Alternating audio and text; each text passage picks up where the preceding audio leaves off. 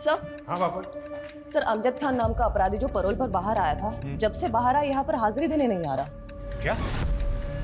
कितने दिन से गायब है अमजद? सर, 15 दिन पहले वो परोल पर बाहर आया था। उस बीच उसकी बीवी का जन्मदिन था और पिछले 15 दिन से ही वो गायब है। फाइल लेके आओ उसकी। Yes sir.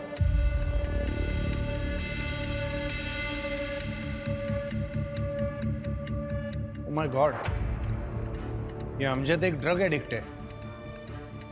10 साल पहले इसने ड्रग्स के नशे में अपने ही 2 बच्चों को गला घोटकर बेरहमी से मार दिया था। उसी की सजा ये जेल में काट रहा है। इसकी पहली बीवी इसको कब का छोड़ के जा चुकी है। जिसके जन्मदिन की बात तुम कर रही हो, ये उसकी दूसरी बीवी है। Right sir. बापट, इस अमजद के बारे में इंफॉर्मेशन इतनी लेट क्यों दी? क्यों लोगों की जान खतरे में डाली? अब तक क्यों कोई एक्शन नहीं लिया? सर, हमने उसके वाइफ तारा के पास एक कांस्टेबल को भेजा है पता करने के लिए कि अमजद खान कहाँ है और क्यों। Sorry sir. हेलो, क्या?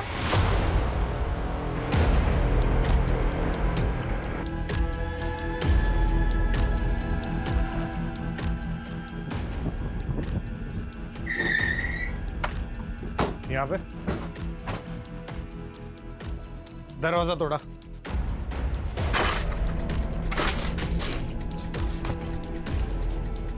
सर्च करो पूरा घर पाटिल, और ये खिड़की खोलो।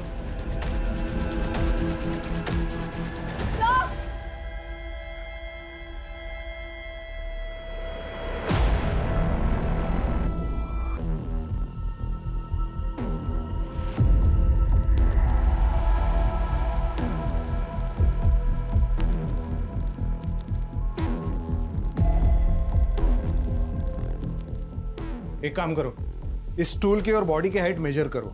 Sir. I have a strong doubt कि इस स्टूल पर चढ़ने के बाद भी इसका हाथ ऊपर तक पहुंचा होगा। सर, आसपास के लोगों का कहना है उन्होंने अमजद को देखा था यहाँ।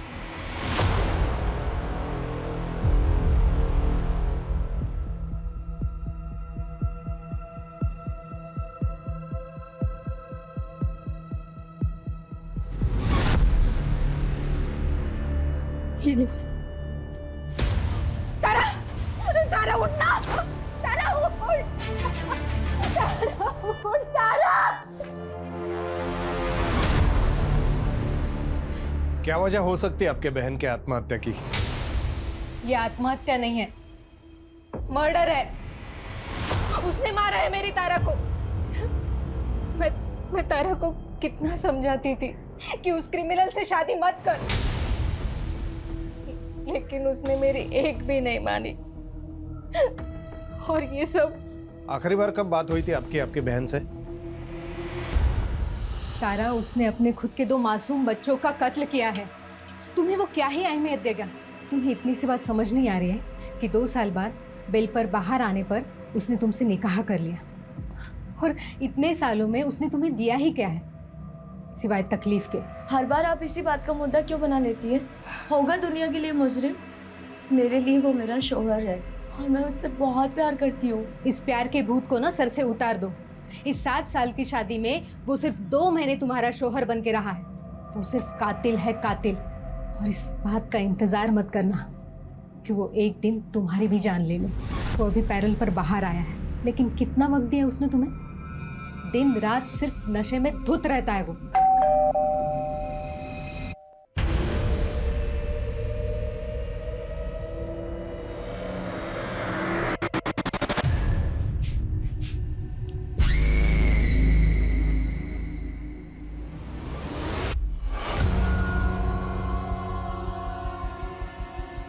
उस दिन भी नशे में धुत था वो। 1 नंबर का एहसान फरामोश आदमी है वो। मेरी तारा ने क्या कुछ नहीं किया उसके लिए, फिर भी उसे मारता रहा, पीटता रहा, कभी रुका ही नहीं। बापट, हमारी मुश्किलें बढ़ने वाली है। कोर्ट हमसे सवाल करेगा। ये अमजद एक हार्ड एंडेड क्रिमिनल है। हो सकता है ये तारा के मर्डर के पीछे भी वही हो। इस अमजद को किसी भी हाल में पकड़ना होगा, इससे पहले कि वो और क्राइम करे। एक काम करो, इन 10 सालों में उसने क्या किया, कहाँ गया, किससे मिला, सब पता कर। अम्मी, अब्बू, जल्दी आइए ना। अरे आ रहे हैं भाई। अम्मी, मेरी प्यारी अम्मी, अल्लाह ने उन्हें सुपरमैन बनाया है। वो दिन रात हम सब का ख्याल रखती है पर कभी नहीं थकती है। अरे भाईजान, अम्मी तो औरत है, वो कैसे सुपरमैन हो सकती है? वो तो सुपर वुमन है ना? तौफीक मियां, लिखा आपने बहुत खूब है, लेकिन एक बात बताइए, सब कुछ आपने अम्मी के लिए लिख दिया, अपने अब्बू के लिए कुछ नहीं? हाँ मियां, एक दो तारीफ के लफ्ज हमारे लिए भी कह देते। नहीं नहीं अब्बू, भाईजान नहीं, मैं आपके लिए लिखूंगी, वो भी ढेर सारा और अच्छा अच्छा। अभी तुम लोगों का मुशायरा खत्म हो गया हो तो चले? देर हो रही है, तुम्हें स्कूल के लिए और मुझे काम पे भी जाना है। अच्छा, टिफिन दोनों का बैग में रख दिया है, बाहर का कोई कचरा नहीं खाओगे, ठीक है? यही खाना है। ठीक है अम्मी। ठीक है अम्मी। देखो भाई, अगर तुम दोनों ने अपनी अम्मी की बात मानी तो आज शाम को मैं तुम दोनों को तुम्हारी फेवरेट भेल खिला सकता हूँ। आओ। अरे जल्दी आ, चलो चलो चलो, बाय।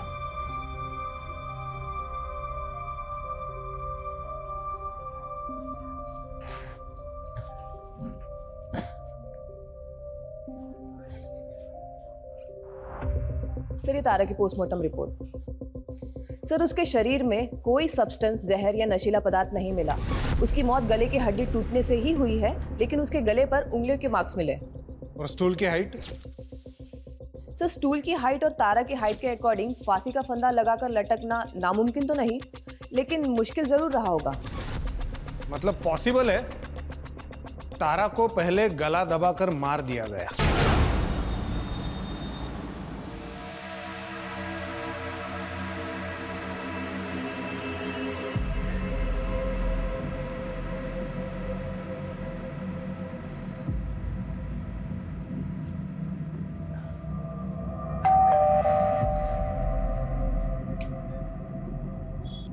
सर, मैं वो औरतों की जरूरत का सामान बेचती हूँ, आपके घर में कोई औरत है तो प्लीज बुला दीजिए।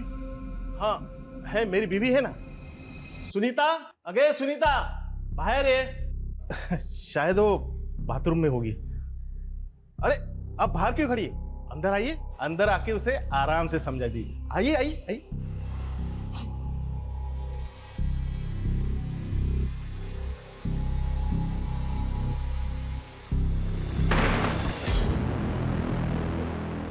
सर, वो आपकी वाइफ को बुला दीजिए। होगी तो आएगी ना।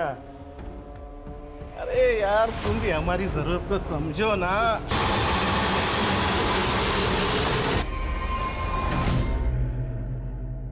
ले चाय भी।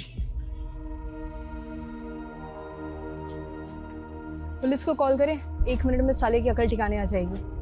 नहीं नहीं, इससे बात घर तक चली जाएगी, सबा को पता चल जाएगा। अच्छा ये ना उन्हें पता चल जाए कि उनकी बीवी किन हालातों में काम करती है। कम से कम काम तो ढूंढेंगे जल्द से जल्द।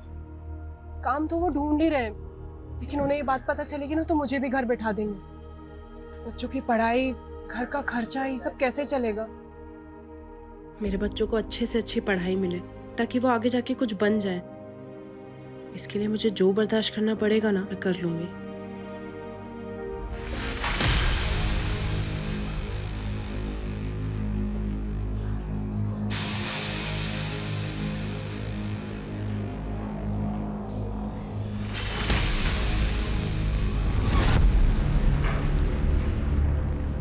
ये पूरी लिस्ट क्रॉस चेक करवाओ। अरे पवार साहब, नमस्कार, बसा ना। सॉरी आपको इतने शॉर्ट नोटिस पे बुलाया। Thank you so much for coming. ये केस तो मुझे बिल्कुल अभी भी वैसे की वैसे याद है। 10 साल पहले मैं ही माइनर बच्चों के डबल मर्डर केस का इन्वेस्टिगेशन ऑफिसर था। मुझे कॉल आया कि मेरे एरिया में मास मर्डर हुआ है।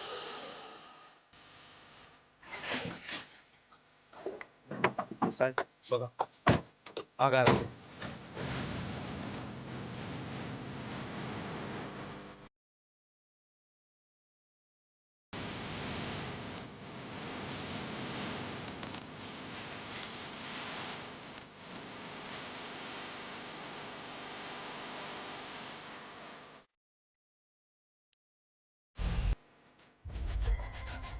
कौन है?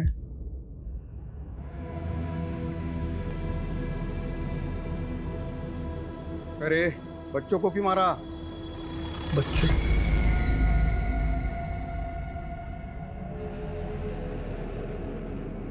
सलमान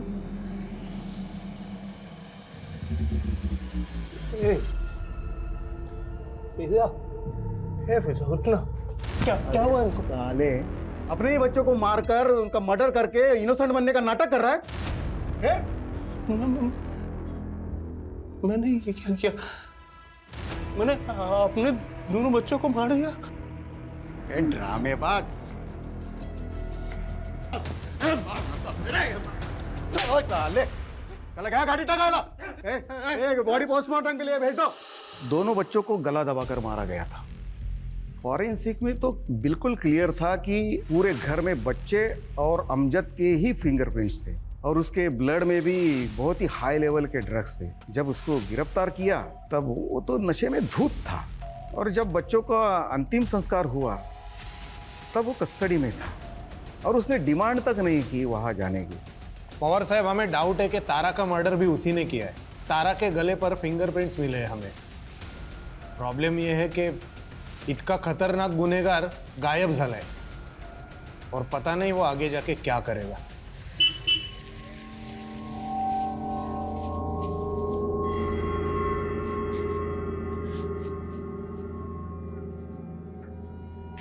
कहाँ थी? कब से फोन कर रहा हूँ, फोन ही नहीं उठा रही हो यार।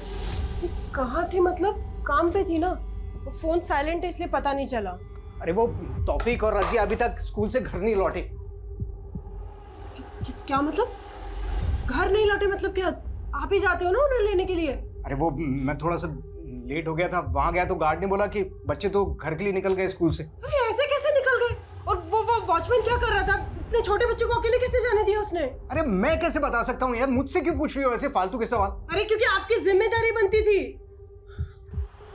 बच्चे, पता नहीं मेरे बच्चे कहाँ होंगे, किस हाल में होंगे। सब मेरे बच्चों को ढूंढना होगा। आसपास ही होंगे। अरे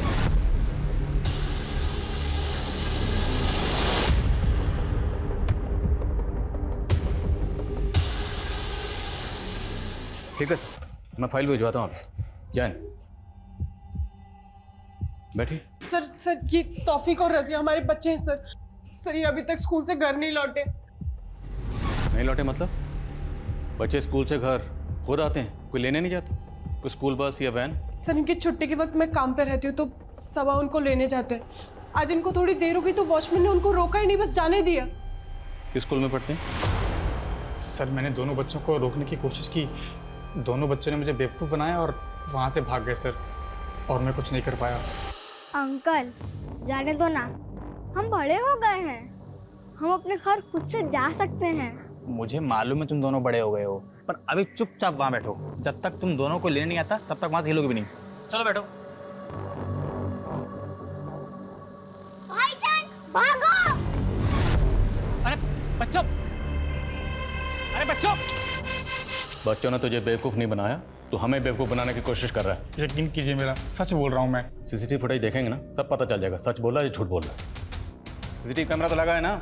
सर कैमरा लगे तो हैं पर काफ़ी टाइम से खराब है वो। तुम लोग ना स्कूल के आसपास देखो, अगर कोई सीसीटीवी है तो उसकी फुटेज निकलवाओ सर। और तुम अगर बाद में पता चला ना कि कुछ झूठ बोला तो लंबा अंदर जाओगे। सर सच बोल रहा हूँ, यकीन कीजिए मेरा। सर हमें सर ये स्कूल के पास का सीसीटीवी फुटेज मिला है, उसमें बच्चे किसी आदमी से बात कर रहे हैं, लेकिन सर इसका चेहरा नहीं दिखाई दे रहा। अगर इसी आदमी ने बच्चों को गायब किया है तो मतलब ये पहले से जानता था कि बच्चे स्कूल से घर अकेले जाने वाले हैं। है कौन ये आदमी? साहब इसमें चेहरा तो दिखाई नहीं दे रहा है, ऐसे कैसे पहचानूं ये कौन है? एक दूंगा ना कान के नीचे, सब याद आ जाएगा। सर यकीन कीजिए मैंने कुछ भी नहीं किया, मुझे कुछ भी नहीं मालूम सर।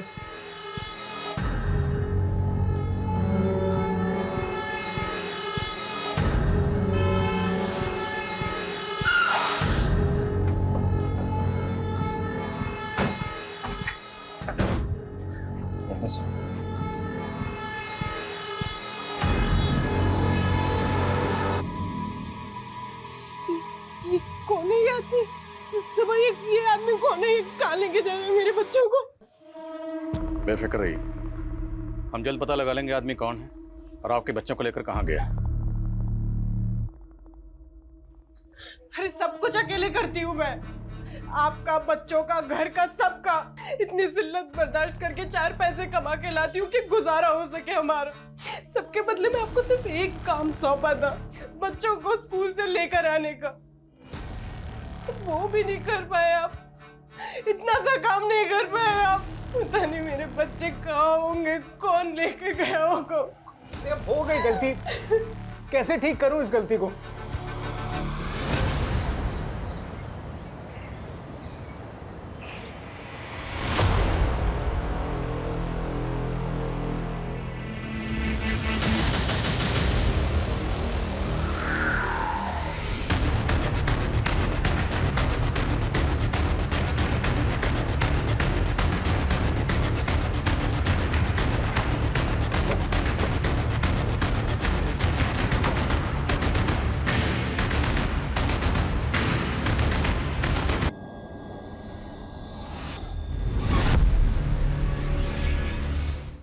दोनों बच्चों के गले पे निशान, शायद गला दबा के मारा गया।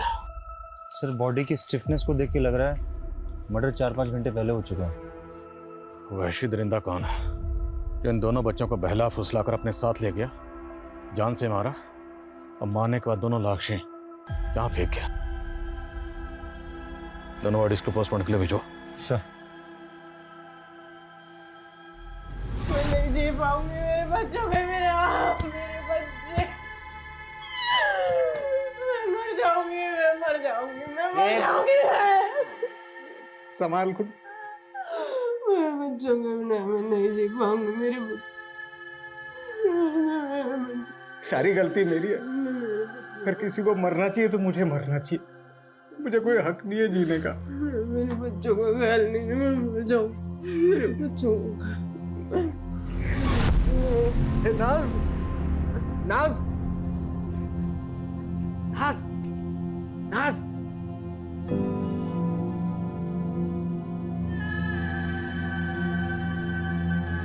नाज, नाज।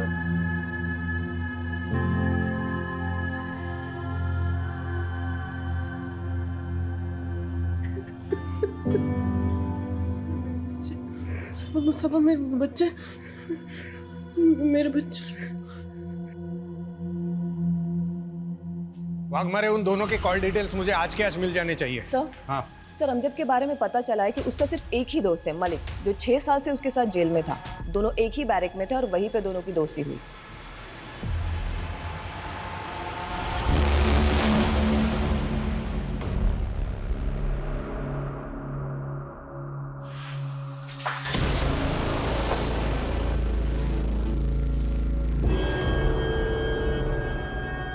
मुझे तो यकीन ही नहीं हो रहा है तारा इस दुनिया में नहीं रही।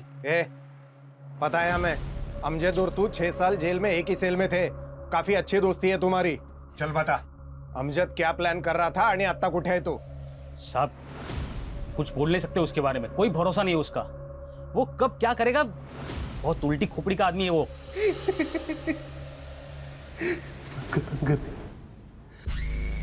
सब खत्म कर दूंगा, सब तबाह कर दूंगा। अमजद होश में आ।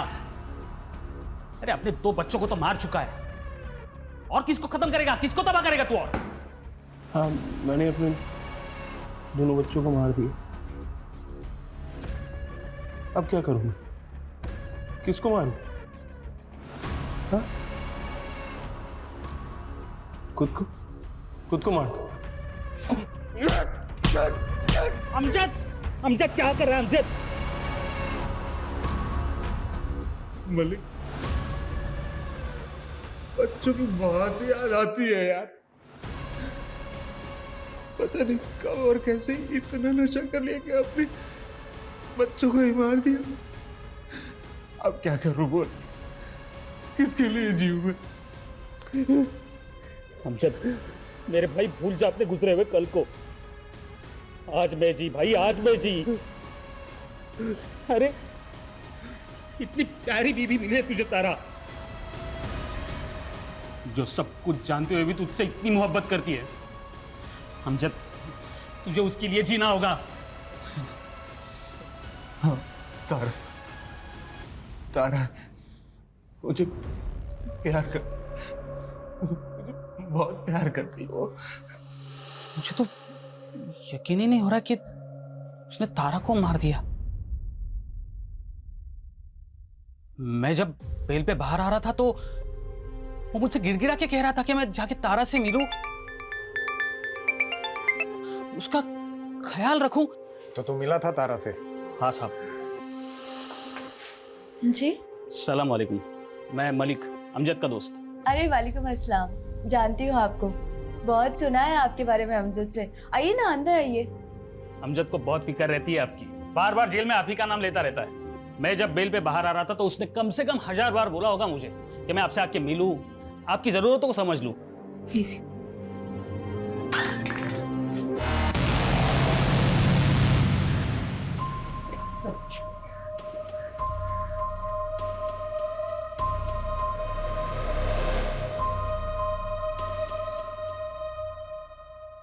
मलिक, ये अमजद जब पैरोल पर बाहर आया था तो दोस्ती का फर्ज निभाने तू मिला भी था ना उसे। झगड़ा हुआ था तुम्हारा, और वो भी उसी रात जिस रात उसने तारा का मर्डर किया था। और मैं पूछ नहीं रहा हूँ, बता रहा हूँ, इसलिए बिना टाइम वेस्ट किए जो कुछ भी हुआ था बता दे। बोल लौकर।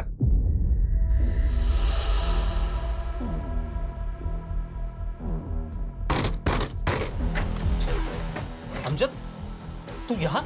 साली कमीने, दोस्त बोलता है मेरे को, पीठ में छुरा भोंक दिया दोस्त के। क्या बोला था? मेरी तारा का ख्याल रखना। गद्दारी करती है। अरे चुप कर साले नशेड़ी, कुछ भी बकवास करता रहता है। क्या बोला उसको? वो मेरे को रूखा रूखा जवाब क्या को देती है? मेरे को पहला जैसा प्यार नहीं करती है। मेरे को हगालती क्या को? साले हमेशा ऐसे गुस्से में घूमेगा? अरे जरा शांत दिमाग से बैठकर सोच लिया कर कभी। 6 साल हो गए तुम लोगों के निकाह को, निकाह के बाद से तू जेल में है। क्यों वो तेरा इंतजार करेगी इतना? हो सकता है वो किसी और को चाहने लगी हो, किसी और से प्यार करने लगी। वो मेरे अलावा किसी से प्यार नहीं कर सकती, मुझे नहीं छोड़ सकती। और सुन ना, मैं उसे छोड़ नहीं दूंगा, मैं सबको सीधा कर दूंगा। ये अमजद पैरोल पे बाहर आया ताकि तारा के साथ वक्त बिता सके, उसका जन्मदिन मना सके। लेकिन बाद में उसको पता चला कि तारा को अब उसमें कोई इंटरेस्ट नहीं है, शायद उसके लाइफ में कोई और आ गया है। लेकिन ये अमजद अब है कहां और क्या करने वाला है कुछ नहीं पता।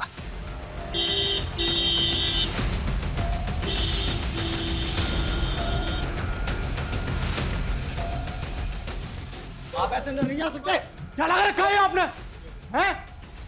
हाथ पे आप धर के बैठे हो, कुछ नहीं कर रहे हो आप। अरे जबकि आपको पता है वो आदमी कौन था जो बच्चों को लेकर गया, उनका मर्डर कर दिया, फिर भी कुछ नहीं कर रहे आप। देखिए 48 घंटे आपके पास, सिर्फ 48 घंटे। अगर बच्चों को इंसाफ नहीं मिला ना तो मैं वादा करता हूं आपसे कि जो भी होगा उसके जिम्मेदार आप होंगे। और ये आवाज सुन रहे हैं ना आप, और आवाज ये और ऊंची होती जाएगी, थमेगी नहीं, और फिर आप आंखें नहीं मूंद पाओगे। 48 घंटे। एक तो ये फवाद खान जैसे छुटभैया मोहल्ले के नेताओं ने और दिमाग खराब कर रखा है। अरे ये गली मोहल्ले के नेताओं की फिक्र नहीं है मुझे फिक्र है इस केस की।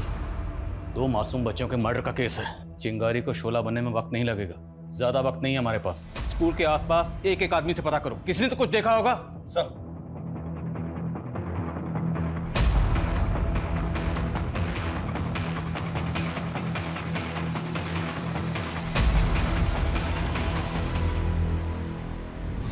साहब, मैं देखा उस आदमी को, बनता सा लग रहा था, बड़ी दाढ़ी थी।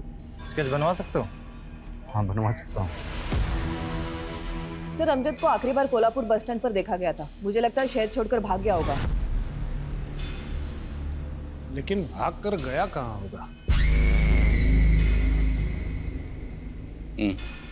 ठीक है, ये स्केच डिपार्टमेंट की साइट पे अपलोड करो, शायद कहीं से कोई इन्फॉर्मेशन मिले।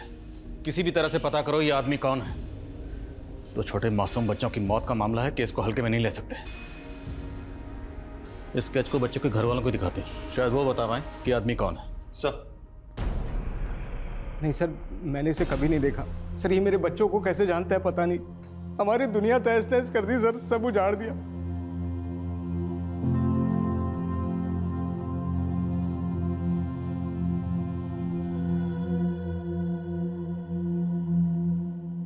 ये लो, ये स्केच मोहल्ले का इंसान के हाथ में होना चाहिए। है ना, सब कुछ अकल याद करा दो इसकी।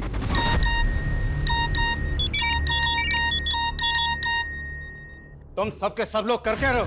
सो रहे हो क्या? जो स्केच डिपार्टमेंट की साइट पे लोड होने के लिए बना था वो लोगों के मोबाइल में घूम रहा है, मैसेजिंग ऐप पर। कैसे लीक हुआ ये? हाँ? Hello, what? Please thank you sir. जिस आदमी को आप ढूंढ रहे हो उसका नाम अमजद खान है। 10 साल पहले उसने अपने 2 बच्चों को बेरहमी से मार दिया था, उसी की सजा काट रहा था। सर 15 दिन पहले पैरोल पर बाहर निकला, अपनी बीवी तारा का मर्डर किया और फरार हो गया। तारा मर्डर केस में? जी सर, ये लीजिए।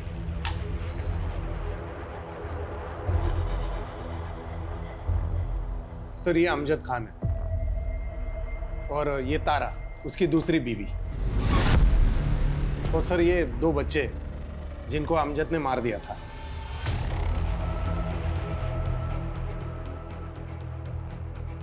सर ये नुसरत है, अमजद की पहली बीवी।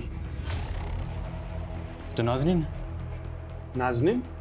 नहीं सर, ये नुसरत है, नुसरत आजमी, अमजद की पहली बीवी। जिन 2 बच्चों के अमजद ने मर्डर किए वो इसी से थे। नो नो नो, जिन 2 बच्चों के मर्डर में हम अमजद को ढूंढ रहे हैं ये उन 2 बच्चों की माँ है, नाज़नीन।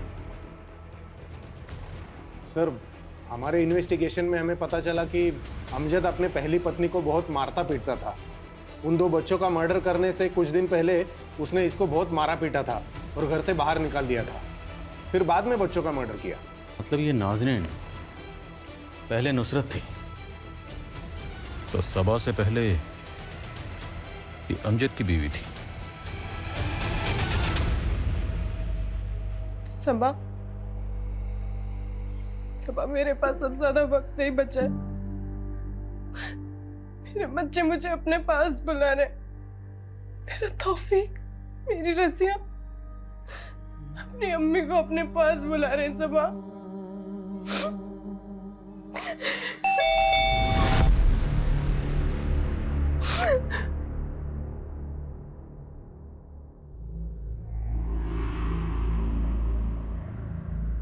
उस वीडियो में आपके बच्चों के साथ जाते हुए जो आदमी दिखाई दे रहा है ये उस आदमी का स्केच है। आप पहचानती हैं इसे? सर ये तो अमजद है, इसने मेरे बच्चों का कत्ल किया है। सबा इसने फिर से मेरी गोद छूनी कर दी। ये शैतान मेरी जिंदगी से क्यों नहीं जाता? सबा क्यों नहीं जाता? अरे शर्म नहीं आई तुझे? शर्म नहीं आई तुझे? अरे इंसानियत तो वैसे दरिंदा अपनी औलाद को खा के तुझे शर्म नहीं आएगा? तुझे अगर फांसी भी हो जाएगी ना तो भी मुझे सुकून नहीं मिलेगा। इस दुनिया में नहीं, उस दुनिया में तेरे को सजा मिलेगी। प्लीज शांत हो जाइए। गाड़ी टाका।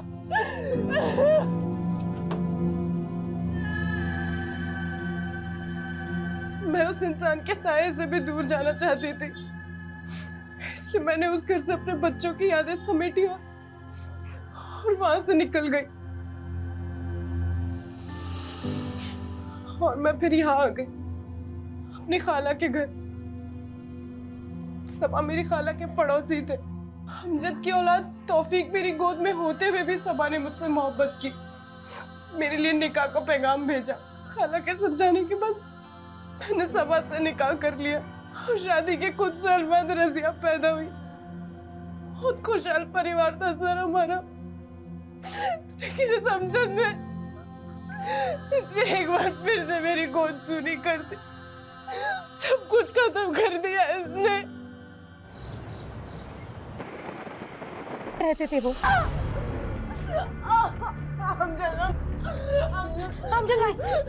अमजद भाई मत मारिए इसे। गुस्से में उन्हें इस बात का इल्म भी नहीं होता था कि वो बेचारी पेट से थी। कभी कभी तो डर लगता था कि पिटते पिटते कहीं मर ना जाए। मैंने नुसरत को सलाह भी दी थी कि अमजद भाईजान को तुम दिखवाओ। दिखवाओ मतलब कहाँ दिखाओ? उस समय एक पीर का बहुत नाम था। कुछ 8-9 साल पहले इस इलाके में उन्हीं का जादू छाया हुआ था। तो ये क्या नई कहानी है? कहानी नहीं है साहब, सच है। सब उसे फरिश्ता कहा करते थे। वो फरिश्ता मर्दों की मुसीबत हल करने के लिए दवा करता था। मेरे शौहर भी उन्हीं के मुरीद थे। मैं भी एक बार अपने शौहर के साथ उस जगह गई थी। साहब, हम अपनी परेशानी एक पर्ची पर लिखकर उस बूढ़े आदमी को देते थे और वो अंदर जाकर फरिश्ते को वो पर्ची देता था। फरिश्ता उस परेशानी का हल जवाब के तौर पर पर्ची पर ही लिख कर देता था, मगर कभी हमारे सामने नहीं आता था। वो बूढ़ा कहाँ है जो पर्ची लिखकर अंदर देता था? वो बूढ़ा साहब, वो तो कब का मर चुका है। आप भी तो गई थी ना उस फरिश्ते से मिलने, तो आपने देखा होगा, कुछ तो याद होगा आपको। नहीं साहब। और आपके शौहर, उनको लेकर गई थी ना वहाँ पे, उन्होंने देखा होगा, उनको कुछ याद होगा। नामुमकिन है साहब, और अगर मुमकिन है भी तो वो इस हालत में नहीं है कि आपको कुछ बता पाए। हैं कहाँ आपके शौहर? साहब, दारू की लत लगी है उन्हें, 24 घंटे नशे में रहते हैं वो। नमस्कार। हेलो, कुछ पूछना है आपसे। 10 साल पहले आप जिस फरिश्ते के यहाँ जाते थे, उसका नाम या शक्ल या कुछ भी याद है? मैं अकेला थोड़ी जाता था, सब लोग जाते थे। तुम भी तो जाते थे उधर। दिमाग खराब है तुम्हारा? ज़्यादा पी लिया है क्या? दिमाग भी मेरा ठीक है और याददाश्त भी ठीक है। मैंने बहुत देखा है वो फरिश्ते के वहाँ चक्कर काटते, बहुत देखा है तुम लोगों को मैंने।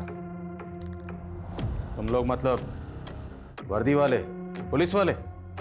सब पुलिस वाले जाते थे उधर, देखा है। नाम क्या है उस पुलिस वाले का? नाम नाम मुझे याद नहीं है। अगर वो आदमी सच बोल रहा है तो मतलब शर्म आनी चाहिए। एक पुलिस वाला एक ढोंगी के यहाँ चक्कर काट रहा था। वो ना खुद सिर्फ उस बात को मान रहा था बल्कि अंधविश्वास को बढ़ावा भी दे रहा था। गवाह है हमारे पास, चश्मदीद गवाह, जिसने कई बार आपको वो आपके फरिश्ते के यहाँ चक्कर काटते हुए देखा। और हमें यह भी पता है कि अमजद के बच्चों के मर्डर केस की तहकीकात आप ही कर रहे थे। वहाँ जाना, किसी को फॉलो करना, ये कोई क्राइम तो नहीं है? कोई क्राइम नहीं है। लानत, लानत है। लानत समझते हैं? एक पढ़ा लिखा पुलिस वाला अंधविश्वास में यकीन करता है। और दूसरी बात, आपका वो जो फरिश्ता है ना, उसका पूरा कच्चा चिट्ठा हमारे पास है। डिपार्टमेंट के आदमी हो, इसलिए इतनी उम्मीद तो कर सकता हूं कि कोऑपरेट करोगे। करेंगे ना कोऑपरेट? सुनिए, पहले पूरी बात सुनिए। अमजद के बच्चों की तहकीकात करते वक्त कहीं वो उस फरिश्ते की श्रद्धा तो आड़े में नहीं आ रही थी ना आपके? ये बघा तावड़े साहब, मैं एक जिम्मेदार और बेदाग ऑफिसर हूँ और मैंने वही रिपोर्ट किया जो मैंने क्राइम सीन पर देखा। और मेरी जगह पर और कोई भी ऑफिसर होता तो वो भी वही कंक्लूड करता। लेकिन असली कंक्लूजन अभी बाकी है और वो हम निकालेंगे।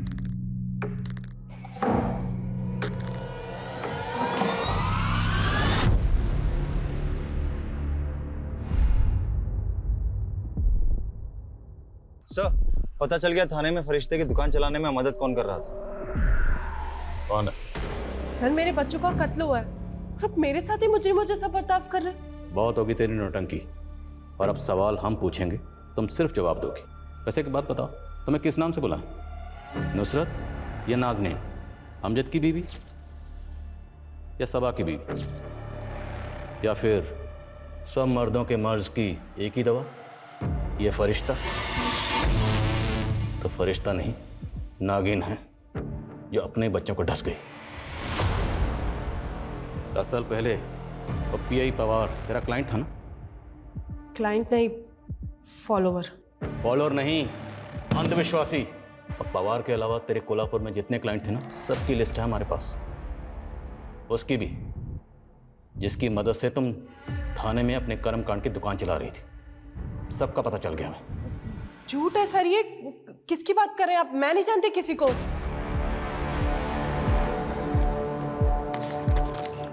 ये तेरा आशिक, जिससे तुम दिन में 10 बार बात करती थी, बार बार लगातार, जिसके साथ तेरा अफेयर था। 10 साल पहले तुमने अपने और अमजद के बच्चों का कत्ल किया और पीआई पवार के साथ मिलकर अमजद को ही फंसा दिया। और फिर कुछ दिन पहले यहाँ आकर अमजद के बेटे तौफीक और सबा की बेटी रजिया का कत्ल किया और एक बार फिर से अमजद को फंसा दिया, क्योंकि तुम जानती थी अमजद जमानत पर बाहर आया है, उस पर पहले ही अपने बच्चों के मर्डर का केस चल रहा है, तो इस बार भी पुलिस का शक इसी पे जाएगा। जबकि मर्डर किया तुमने। बोल, क्यों खा गई बच्चों को? मैं अपनी ताकत बढ़ाना चाहती थी। 10 साल पहले मैंने ख्वाब देखा था कि अगर मैं अपने बच्चों की कुर्बानी दे दूंगी तो मेरी पावर बढ़ जाएगी, लेकिन मैं जेल नहीं जा सकती थी, तो मैंने अमजद का इस्तेमाल किया। अमजद बच्चों के कत्ल के जुर्म में जेल गया और मैं कोल्हापुर से थाने आ गई। तौफीक और रजिया, उनको भी पावर बढ़ाने के लिए मारा? मैं कोल्हापुर की तरह थाने में भी लोगों की मदद करना चाहती थी फरिश्ता बनकर, पर ये मैं अकेले नहीं कर सकती थी, मुझे किसी की ज़रूरत थी। फिर एक दिन मुझे फवाद मिला। हमारे पास तेरे खिलाफ बहुत सारे सबूत हैं। तेरी कार भी उसी एरिया में मिली जहाँ बच्चों का मर्डर हुआ, उनकी बॉडी मिली। तो चल अब सच सच बता, तौफीक और रजिया को क्यों मारा? मैं नाजनीन से प्यार करता था। 10 साल पहले जब मैं उसके पास अपनी मुश्किलों का हल मांगने गया था, तब तुमने कुछ गलत काम किए हैं जो तुम्हें कामयाब नहीं होने दे रही। सलाम चाचा। सलाम। रुको रुको, अरे उनके बताए उपाय से काम हुआ मेरा। रिश्ते का हाथ चूमकर शुक्रिया अदा करूंगा, बस कुछ नहीं। चाचा जाने कर दूंगा, जाने दीजिए। ऐसी जहनी और करिश्माई औरत मुझे जिंदगी में नहीं दिखी, पर एक दिन पता चला वो कहीं चली गई। फिर कुछ समय बाद वो मुझे यहाँ थाने में मिली। मैं उसे खोना नहीं चाहता था, इसलिए मैंने उसे अपने प्यार के बारे में बताया और फिर हमारा अफेयर शुरू हो गया। फवाद, मैंने फिर से वो ख्वाब देखा है, बच्चों की कुर्बानी देनी होगी, उससे मेरी ताकत में इजाफा होगा। लेकिन उसके बाद हम निकाह कर लेंगे। मैं तुमसे और दूर नहीं रह सकता। मुझे पता था अमजद पैरोल पे बाहर आया है, उसकी बीवी ने खुदकुशी कर ली है। मैं जानती थी वो मुझे मिलने और अपनी औलाद तौफीक को देखने जरूर आएगा। वो जब मैं जेल गया था तो तुम पेट से थी ना? क्या हुआ था बता ना। बेटा हुआ था। कहाँ है? मेरा है एक बार। ठीक है, बच्चे अभी स्कूल गए, 12:30 बजे छूटेंगे। फवाद, जिस मौके की हमें तलाश थी वो मौका खुद चल के हमारे पास आ गया। सबा हमेशा बच्चों को लेने देरी से पहुंचता था और बच्चे स्कूल से निकल गए और मेरी तरकीब काम कर गई। तौफीक बेटा, मैं अमजद हूँ, तुम्हारी अम्मी का दोस्त। ये चॉकलेट ले लो। नहीं, हमें कुछ नहीं चाहिए। थोड़ी दूर पर हमारे अब्बा हमें मिल जाएंगे, आप जाइए।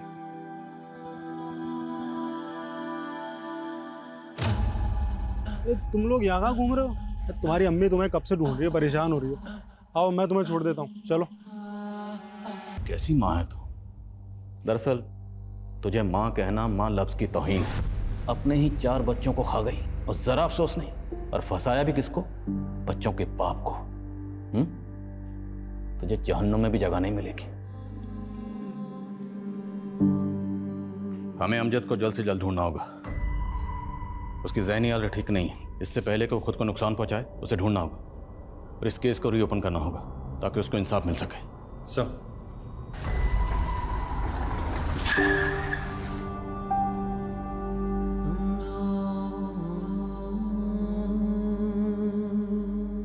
अमजद सच बोल रहा था। उसने गुस्से में तारा की गर्दन पकड़ी जरूर थी, पर उसने तारा को मारा नहीं था। तारा ने खुदकुशी की थी। एक अंधविश्वासी औरत ने अमजद जैसे बेगुनाह इंसान को एक बार नहीं बल्कि 2 बार झूठे जुर्म में फंसाने की कोशिश की। हालांकि पहली बार सच को सामने आने में इतना ज्यादा वक्त लग गया, जिसके चलते अमजद की जहनी हालत पूरी तरह से बिगड़ चुकी। पर अब केस रीओपन हुआ और हम पूरी कोशिश करेंगे कि अमजद को इंसाफ मिले। इस स्पेशल सीरीज में हम ऐसी ही कई और हैरत अंगेज और दिल दहला देने वाली कहानियां लेकर आते रहेंगे, जो कल्पना से भयानक सच और सबक दोनों हमारे सामने रखेंगे। जय हिंद।